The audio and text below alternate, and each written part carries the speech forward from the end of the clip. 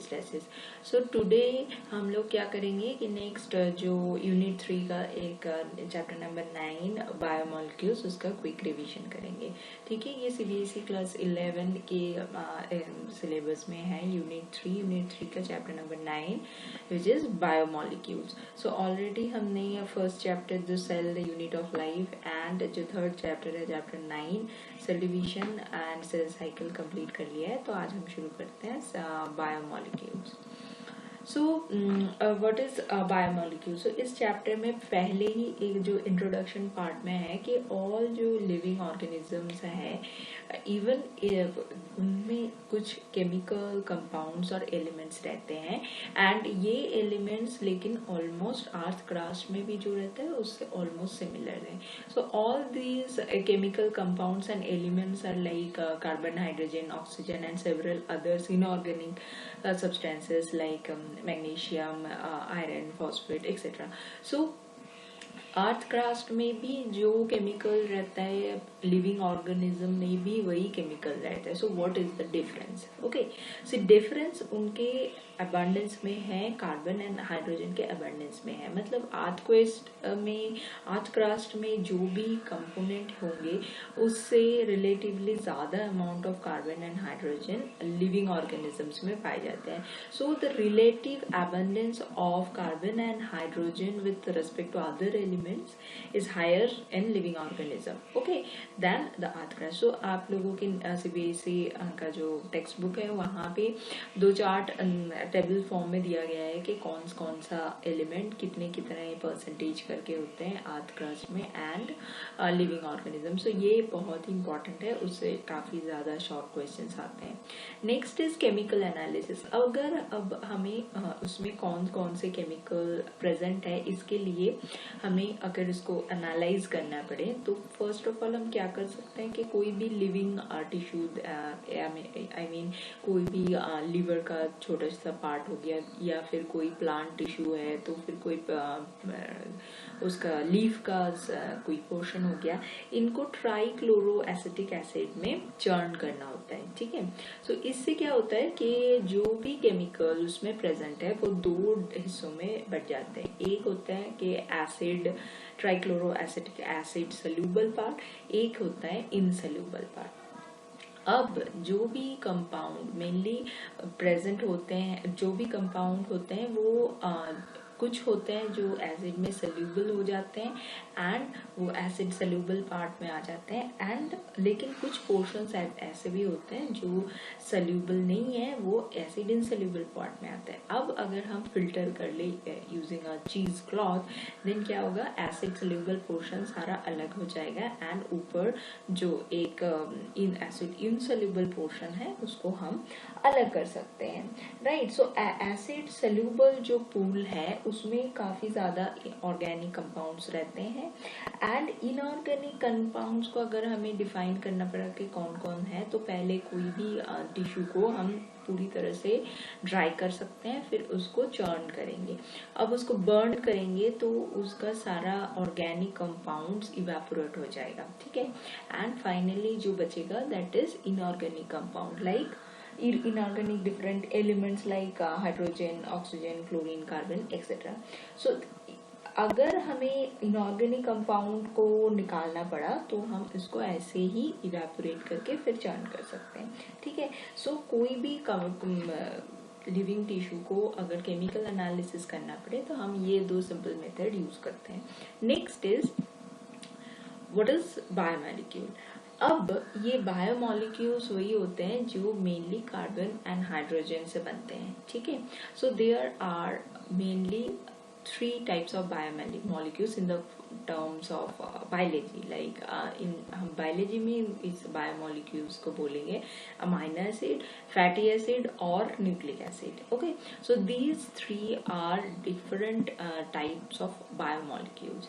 Now first coming to the amino acid. So first है amino acid. Amino acid में क्या होता है, 2 ग्रुप रहते हैं, एक में एक कार्बोक्सिल ग्रुप होता है, एक में अमाइनो ग्रुप होता है, NH3 ग्रुप होता है एंड एक जो और एक ग्रुप है that is R, that means ये वेरिएबल ग्रुप है. सो दिस इज ये तीनों ही एक ही कार्बन के साथ जुड़े हुए रहते हैं. So this carbon is called alpha carbon. Now this ये कंपाउंड में R क्या क्या है इसके ऊपर डिपेंड करके different type of amino acid होता है. तो ग्लाइसिन में जैसे R है H, simple H, so the amino acid will be called glycine.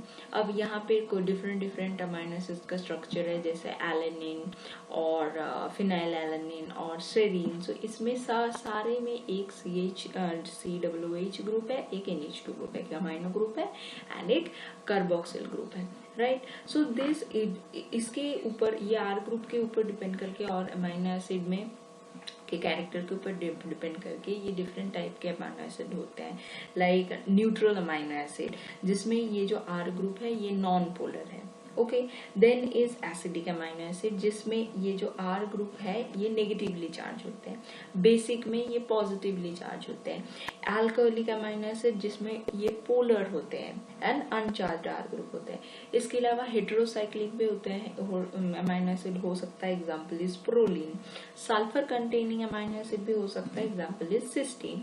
सो यह एरोमेटिक अमाइनो एसिड भी हो सकता है, example is phenylalanine. Okay, so these are different types of amino acid. Again amino acid का और एक इम्पॉर्टेंट नेचर है कि डिफरेंट पीएच में वो डिफरेंट आयन फॉर्म कर सकता है. जैसे यहाँ पे ये है कैटायन जिसमें NH3 फॉर्म किया है, positive ion. Okay, and anion भी फॉर्म किया है. ये नॉर्मली NH2 होता है, इसमें NH3 फॉर्म हुआ है. यहाँ पे एनायन फॉर्म हुआ है जिसमें COO नेगेटिवली चार्ज ग्रुप है. ओके, सो इसके अलावा ज्विटर आयन भी फॉर्म कर सकते हैं जिसमें both positive and negative charged group present हो. Okay, so this is another important function of amino acid. So this is about amino acid. Next जो biomolecule present होते हैं which is it is fatty acid. Okay, so fatty acids mainly lipids form करते हैं and lipids are mainly fatty acid esters of alcohol. Now fatty acid जो है वो water में insoluble होते हैं एंड लेकिन अगर हम नॉन पोलर कुछ ऑर्गेनिक सॉल्वेंट यूज करें लाइक बेंजीन, ईथर एक्सेट्रा, तो इसमें ये अच्छे से डिसॉल्व हो जाता है. ओके, नाउ ये कोलॉइडल कॉम्प्लेक्स फॉर्म कर सकते हैं. ये इमल्शन फॉर्म, क्योंकि ये वाटर सॉल्युबल नहीं है तो ये इमल्शन फॉर्म करते हैं. नेक्स्ट इज अगर हम फैटी एसिड को, सिंपल कोई फैटी एसिड देखें तो उसमें एक COOH ग्रुप के साथ R ग्रुप अटैच्ड होता है. ठीक है, एक COOH ग्रुप के साथ मतलब कार्बोक्सिल ग्रुप के साथ एक R ग्रुप अटैच होता है. सो सिंपल फैटी एसिड में ये R ग्रुप का कार्बन 1 to 19 कार्बन के बीच में कुछ हो सकता है. जैसे पामिटिक एसिड में यहाँ पे ये 16 कार्बन है, C14 and 1. सो यहाँ पे पैमेटीन में 16, पैमेटिक एसिड में 16 कार्बन है, 14, 15 एंड 16. अगेन अगर हम एराकिडोनिक एसिड की बात करें तो उसमें 20 कार्बन होते हैं. So this is simple fatty acid. Okay, so simple fatty acid में भी दो टाइप हो सकते हैं. अगर इसमें कोई डबल बॉन्ड नहीं हो देन हम इसको बोलेंगे सैचुरेटेड फैटी एसिड एंड अगर यहाँ पे डबल बॉन्ड हो तो ये हो जाता है unsaturated fatty acid, right. So again another simple lipid is glycerol. So this is another simple lipid and it is again a trihydroxypropane. Okay, so कोई लिपिड में फैटी एसिड एंड ग्लिसरॉल दोनों ही रह सकते हैं कोई लिपिड्स में, and depending upon it lipids को हम 3 डिफरेंट टाइप बोल सकते हैं, जैसे मोनोग्लिसराइड्स और डाइग्लिसराइड्स और ट्राइग्लिसराइड्स. ओके, सो ये जो डिफरेंट स्ट्रक्चर आपके बुक में दिया गया है उसको हम लोगों को अच्छे से पढ़ना है. Okay, so fatty acid and glycerol, this are the main. Okay, next is depending upon the melting points, fatty acid, oil and fats में divide होते हैं. So oil का जो melting temperature है वो काफी low होता है, इसलिए वो winter में भी oil मतलब liquid form में रह सकते हैं.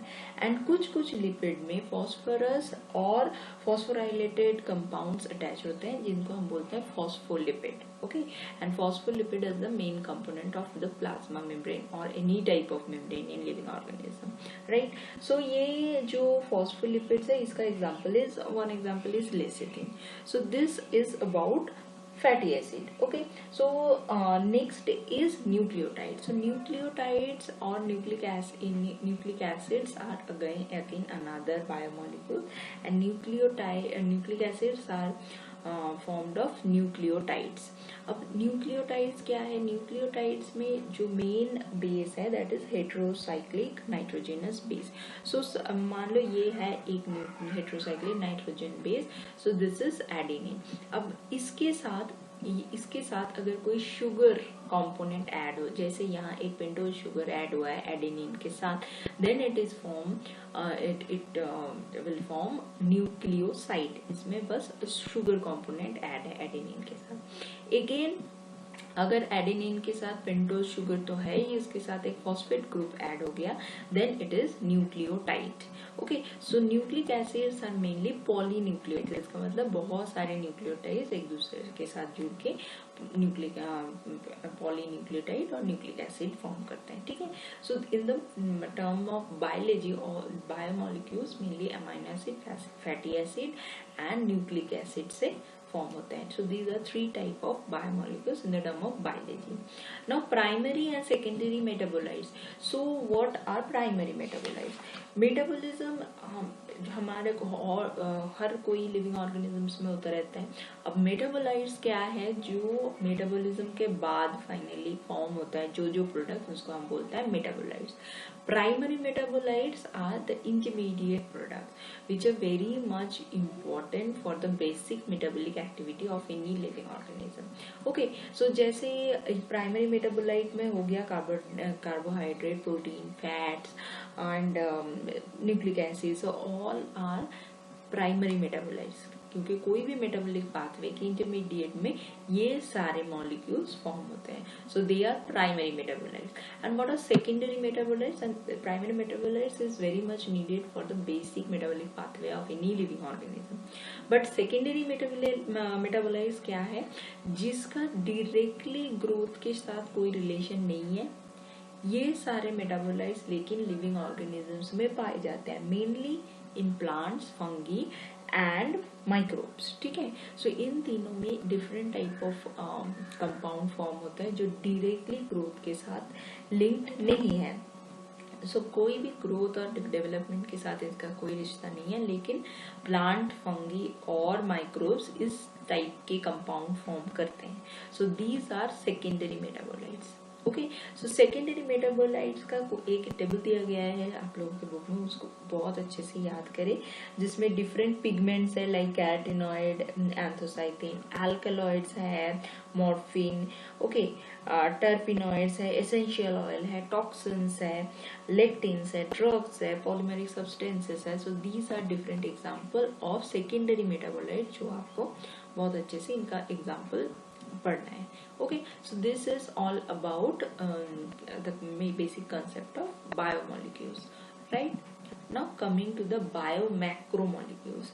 Okay, macromolecules इसका नाम से पता चलता है कि इसका वेट काफी ज्यादा होगा. ओके, सो जो एसिड सोल्यूबल पार्ट होता है, एसिड सोल्यूबल पार्ट जो हमने अभी केमिकल एनालिसिस में बताया, सो जो भी एसिड सोल्यूबल फूल में आते हैं उनका जो मॉलिक्यूलर वेट है वो 18 से 800 डाल्टन के अंदर होता है. ठीक है. सो वो काफी कम है. लेकिन जो एसिड इनसोल्यूबल पार्ट में आता है उसमें मॉलिक्यूलर वेट काफी ज्यादा होता है. ठीक है. सो ये काफी ज्यादा का भी दो डिफरेंस, काफी ज्यादा मतलब कितना, ग्रेटर देन 10,000 डाल्टन. ओके, सो इसलिए जो ग्रेटर देन 10,000 डाल्टन वाले मॉलिक्यूल्स हैं इसको हम बायोमैक्रो मॉलिक्यूल्स बोलते हैं. अगेन वो किसी को हम माइक्रो मॉलिक्यूल्स भी बोलेंगे. क्यों? क्योंकि इसका जो भी मॉलिक्यूलर वेट है वो लेस देन 1,000 है. तो एसिड सोल्यूबल पार्ट में ये लेस देन 1,000 वाले कंपोनेंट आ जाते हैं. So this is micro molecules.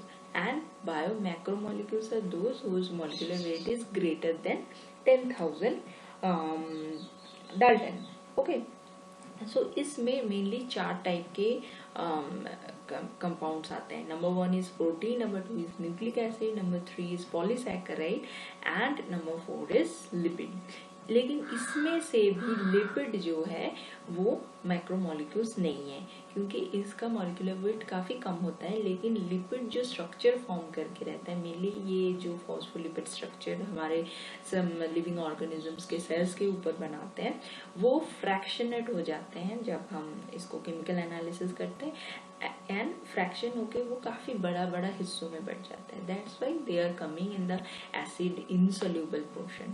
Okay, but generally इनका मॉलिक्यूलर वेट एक एक यूनिट की अगर हम बात करें तो जनरली इसका मॉलिक्यूलर वेट काफी कम होता है. So in true sense they are not bio macromolecules. So in bio macromolecules में हम 3 टाइप के मॉलिक्यूल्स के बारे में बात करेंगे: protein, nucleic acid and polysaccharide. Okay, next coming to the protein. So proteins are mainly composed of amino acid. different amino acid जुड़ के प्रोटीन फॉर्म करते हैं. अब ये इसलिए इसको हम और दूसरा नाम में क्या बोलते हैं, पॉलीपेप्टाइड्स. ओके, सो पॉलीपेप्टाइड्स, सो इसमें डिफरेंट अमाइनो एसिड एक दूसरे के साथ जुड़ के एक पेप्टाइड चेन फॉर्म करते हैं, एंड ऐसे ही बहुत सारे चेन एक दूसरे के साथ अटैच होकर पॉलीपेप्टाइड चेन या फिर प्रोटीन फॉर्म करते हैं. नाउ हमारे पास जो अमाइनो एसिड है, अभी हमने बात की अमाइनो एसिड के बारे में, टोटल 20 अमाइनो एसिड से अवेलेबल होते हैं. ठीक है, सो हमारे पास टोटल 20 अमाइनो एसिड्स है, एंड ये एक प्रोटीन मेनली हेटेरो पॉलीमर होता है. हेटेरोपॉलीमर मीन्स यहाँ पे डिफरेंट अमाइनो एसिड अटैच्ड होके एक पॉलीपेप्टाइड चेन फॉर्म करता है. That's why they are called heteropolymer.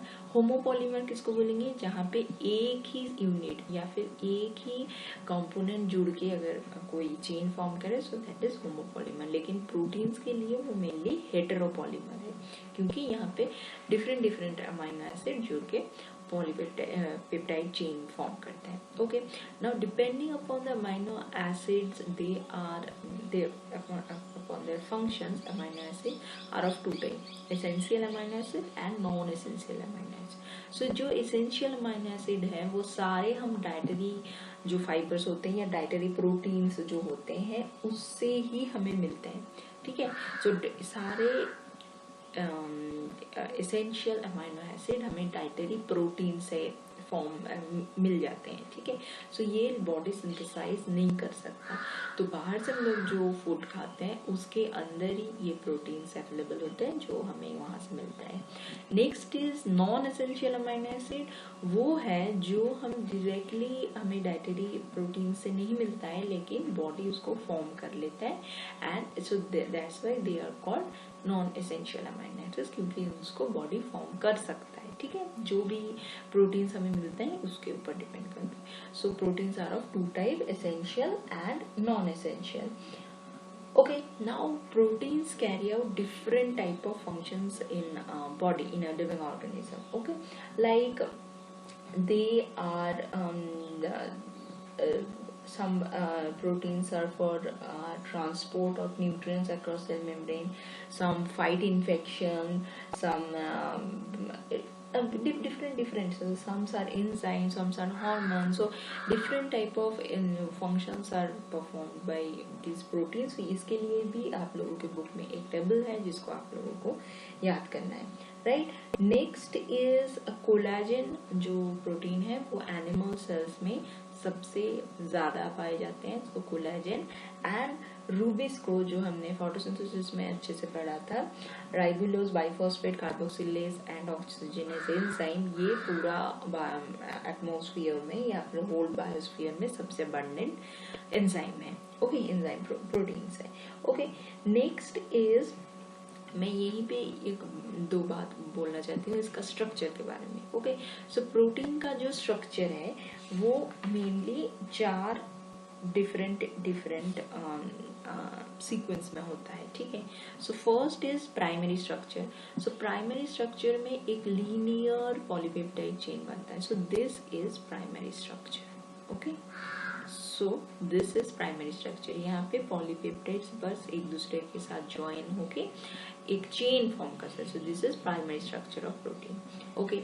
Next is secondary structure. Secondary structure can be of two type, alpha helix and beta pleated sheets. So यहाँ पे अगर ऐसा helix form करे, यही पॉलीपेप्टाइड चेन हेलिक्स फॉर्म करके alpha helix ऐसे form करता है and beta pleated sheets sheet के जैसा फॉर्म हो जाता है, okay. So these are two structure और secondary structure of protein, right. Next is tertiary structure. Tertiary structure में क्या होता है, ये जो सेकेंडरी स्ट्रक्चर है वो डिफरेंट फोल्डिंग करके डिफरेंट शेप बनाता है, जैसे रॉड शेप हो गया या फिर ओवल हो गया या फिर राउंड हो गया। सो डिफरेंट शेप फॉर्म करता है। इसमें बहुत सारे बॉन्डिंग्स काम करते हैं, like peptide bonds, van der Waals bond, hydrogen bonds. So different types of bonds are acting here in tertiary structure of protein. And quaternary structure ये होता है फाइनल फॉर्म, जिसमें डिफरेंट पॉलीपेप्टाइड, जैसे प्रोटीन पॉलीपेप्टाइड चेन से बना हुआ है, so different polypeptide so different polypeptide chains different tertiary structure form किया एंड वो चारों या फिर जितना भी है वो सारे कंबाइन होके जो एक 3 डायमेंशनल स्ट्रक्चर फॉर्म करता है, this is called quaternary structure, right. So 4 structure है, primary structure, secondary structure, tertiary structure and finally quaternary structure. Next इसमें और एक 5 चीज है, जो एक अमाइनो एसिड दूसरे अमाइनो एसिड के बीच में जो ज्वाइन होता है, इसमें जो बॉन्ड काम करता है, the bond is called peptide bond, okay. So peptide bond किस किस में फॉर्म करता है, कोई भी अमाइनो एसिड, अभी हमने बताया 2 ग्रुप होता है, carboxyl group and amino group. So एक कार्बोक्सिल ग्रुप के साथ दूसरे अमाइनो एसिड का अमाइनो ग्रुप जब जुड़ता है, so this bond is called peptide bond. So proteins में मेनली एक अमाइनो एसिड पेप्टाइड बॉन्ड से जुड़ते हैं। So this is about the bonding. So सारे प्रोटीन के बारे में मैंने यहीं पे डिस्कस किया। Next is carbohydrate, okay.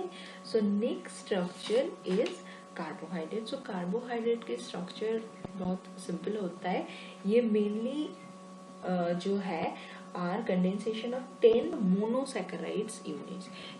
इसमें जो कार्बोहाइड्रेट या फिर पॉलीसैकेराइड्स हम जिसको बोलते हैं, इसमें मोर देन 10 मोनोसैकेराइड चेन होते हैं और ये ब्रांच्ड भी हो सकता है, जैसे ये फिगर हम आप लोगों के एनसीईआरटी बुक में ही है, यहाँ पे ब्रांच भी ये लोग फॉर्म कर सकते हैं, ओके। तो ये लीनियर भी हो सकता है, ब्रांच भी हो सकता है। Now polysaccharides are also called ग्लाइकेंस।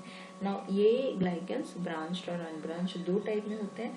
Next is homopolysaccharides. इसका मतलब इसमें ये पॉलीसैकेराइड्स में जो मोनोसैकेराइड्स हैं वो सारे सेम टाइप के हैं, so these are called homopolysaccharides or homoglycans, okay, formed by the polymerization of only one type of monosaccharide. So example is cellulose and starch, glycogen, chitin, etc.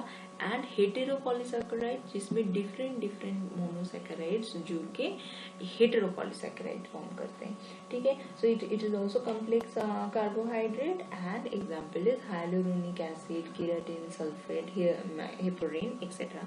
So this is the diagrammatic representation of the portion of a glycogen.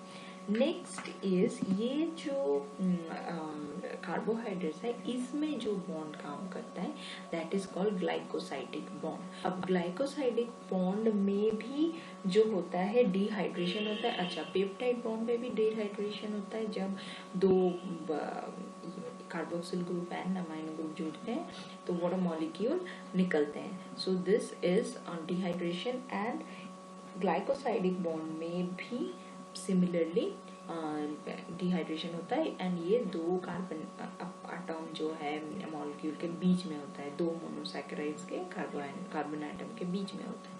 So this is glycosidic bond, okay. Now coming to the nucleic acid, so this is about nucleic acid. So nucleic acids are mainly polynucleotide chain, okay, so हमने पहले ही बताया कि इसमें polynucleotide एक एक nitrogen base होता है जो है एडेनिन, गुआनिन, थाइमिन और साइटोसिन. सो इसमें adenine and guanine is come under purine and thymine and cytosine is coming under pyrimidine. Now ये डिफरेंट जो नाइट्रोजनस ग्रुप है इसमें हाइड्रोसाइक्लिक एक स्ट्रक्चर रहता है नाइट्रोजन का. Okay, so this structure is nitrogenous base, hydrocyclic nitrogen base. अब इसके साथ अगर कोई शुगर कंपाउंड मेनली पिंडोज शुगर जुड़ जाए so it will become a nucleoside. Okay, that is adenosine, guanosine, cytosine, etc. Okay, so this is called a nucleoside structure. Next is इसके साथ अगर कोई फॉस्फेट ग्रुप जुड़ जाए so it is called as nucleotide. Now nucleic acids are mainly polynucleotides. इसमें बहुत सारे nucleotides एक के बाद एक जुड़ के ये स्ट्रक्चर फॉर्म करते हैं. सो पॉलीन्यूक्लियोटाइड्स में भी जो बॉन्ड फॉर्म होता है that is phosphodiester bond. Why? क्योंकि यहाँ पे जो ये डीएनए का जो बैकबोन होता है सो इसमें जो मेन मॉड्यूल आता है न्यूक्लिक एसिड का that is Watson and Crick DNA double helix. Okay, so this double helix backbone is mainly formed by lipid and phosphate backbone and these two helix are anti-parallel. So एक में 3 prime to 5 prime हुआ है और दूसरे में 5 prime to 3 prime उल्टा होता है. Okay, so these are anti-parallel. Now यहाँ पे एक कंपाउंड का जो भी 3 प्राइम एंड है उसके साथ 5 prime and next nitrogen base का जो है बाबोन वो जुड़ते हैं एंड दोनों साइड में ये जुड़ा हुआ रहता है. सो that's why it is called phosphodiester. Okay, so bond is between phosphate and hydroxyl group of sugar. Okay, so this here phosphate and hydroxyl group of sugar. So ये जो बैकबोन बनता है इसमें फॉस्फेट ग्रुप के साथ next वाले hydroxyl group. So this is phosphate group के साथ हाइड्रोक्सिल ग्रुप जोड़ते हैं. सो दैट्स व्हाई दोनों के साइड में ये ऊपर की तरफ भी एक बॉन्ड है, नीचे की तरफ भी एक है. So this is that's why it is called phosphodiester bond. Okay, अब इसके बीच में जो है stair like this structure these are forming from the nitrogenous bases. So एक अगर इस स्ट्रक्चर में वो बताए तो एक में अगर इधर थाइमिन है so next इधर एंटी पैरेलल जो स्ट्रैंड है उसकी गुआनिन के साथ वो डबल बॉन्ड फॉर्म करेगा. Okay, double hydrogen bond. Okay, so this is double bond जो फॉर्म होगा. सो यहाँ पे थाइमिन एडेनिन के साथ डबल बॉन्ड होता है एंड गुआनिन साइटोसिन के साथ ट्रिपल बॉन्ड होता है. Okay, so this is anti parallel structure. Okay, now ये डबल हेलिक्स का एक एक टर्न है, एक एक टर्न ऑलमोस्ट 34 एंगस्ट्रॉम का होता है. ओके, टर्न का लेंथ होता है 34 एंगस्ट्रॉम. नाउ एक एक टर्न में ऑलमोस्ट 10 नाइट्रोजन बेस पेयर्स रहते हैं. सो एक एक बेस पेयर्स में कितना डिफरेंस हो गया? 34 angstrom by 10, that means 34.4 angstrom. So this is the structure of the nucleic acid. So nucleic acids are mainly of polynucleotide. Now let me check. Okay, so this structure is mainly BDNA form. So naturally कोई भी organisms के अंदर DNA जो मिलता है वो B form में ही पाए जाते हैं. इसके अलावा कोई भी different situation में B form से E form या फिर form DNA भी चेंज हो सकता है. So this is about nucleic acid. So today हम लोग बस इतना तक ही करते हैं. नेक्स्ट क्लास में हम लोग एंजाइम्स के बारे में पढ़ेंगे. सो this is the part 1 of the chapter biomolecule. Okay, so if you like it, please do subscribe to Epistasis and we will see you in the next part of biomolecules.